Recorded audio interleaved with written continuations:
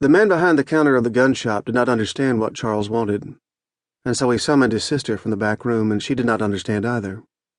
It was late on a Friday afternoon in October, and Charles seemed to be speaking an unknown language. Outside, the wind gusted. Sunlight broke through fast clouds and swept across the windows. The sister, in a coarsely woven blue sweater, picked up the feeding rod of a semi-automatic rifle and flicked it at her brother's arm in play. Charles thought of it as a feeding rod anyway. No doubt there was another name. "On guard," she said. "I told you," said the brother. "Keep away from me with that." What Charles wanted seemed simple enough to Charles. For the gun shop owners to visit the minister's widow, and offer to buy the shotgun she kept on pegs above the fireplace. This is the history of the gun. Years ago it had belonged to Charles's stepfather, who before his death had given it to the Reverend Matthews. It was a .410 side-by-side shotgun made by Hutzel and File of Cincinnati.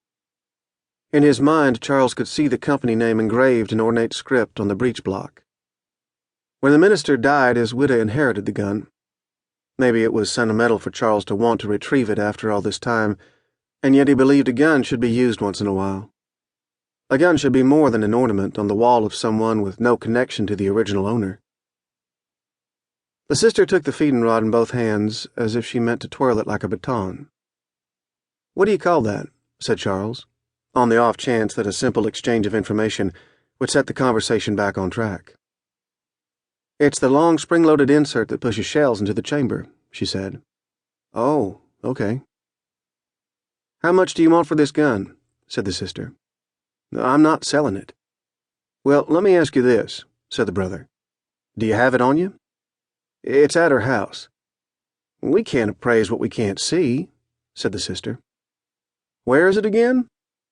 "The minister's widow's house, in Grafton. Her name is Farina Matthews." The brother shook his head. "You're asking the shop to act as a go-between." "We tried it once," said the sister. "Ended up in small claims court. It was a total loser for us."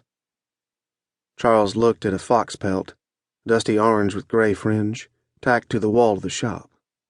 The fox had been flattened, its paws flung outward.